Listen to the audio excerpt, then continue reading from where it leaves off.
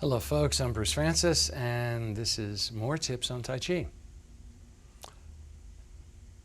Throughout the Tai Chi classics, throughout Tai Chi, throughout all ideas within Taoism, throughout most of Chinese culture in 1,000 different ways, is an idea of moderation, sometimes called the doctrine of the mean, sometimes called Tai Chi, of the way it balances yin and yang, called by so many different names.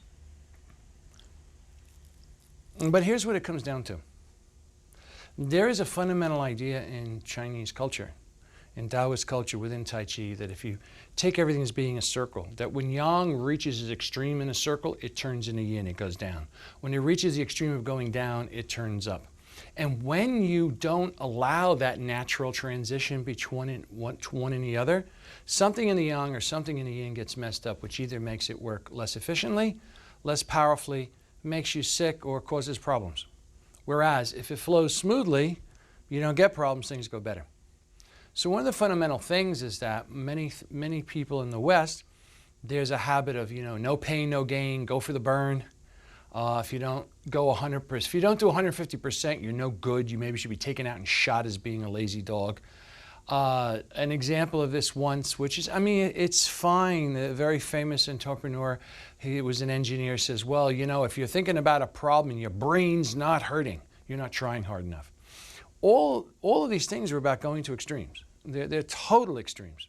So Tai Chi is about not going to extremes and finding balance. And the way to do it, the way I put it, is a 70% rule. So just consider this.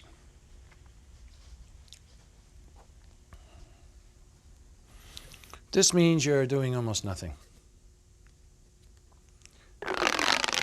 That's about 70% of what you could do, and that's 100% of what you can do. When you go to 100%, there's always the danger you'll go to 120 and things start breaking. And that's true of all machines, and it's especially true of people. That's why people have heart attacks at the age of 30 from too much stress, when normally they shouldn't be getting one until 60, 70, 80 years old. But if we look at this is the idea behind how it works. The 70% rule is applied to anything. This is you starting doing nothing. So it doesn't matter if you're going yang out or yin in. So that would be about 70, right? So I still can pull this thing from here to 100. And I don't want to do that. I'm only going to go to 70% or I feel strain, and I'm going to back off.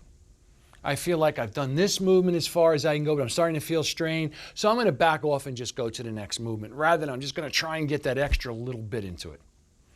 Then I have to allow some time for that to integrate into my system, be it an hour, be it a day, whatever it is. Then my system relaxes and integrates it like digesting a meal. Then the next time, I do it a little bit more. Okay? Only thing is that when I just only did a little bit more and I didn't go over my excess, facts that the next time it's just as easy to do it here as it was in the last 70%. Well, keep on continuous, the same process over and over and over again.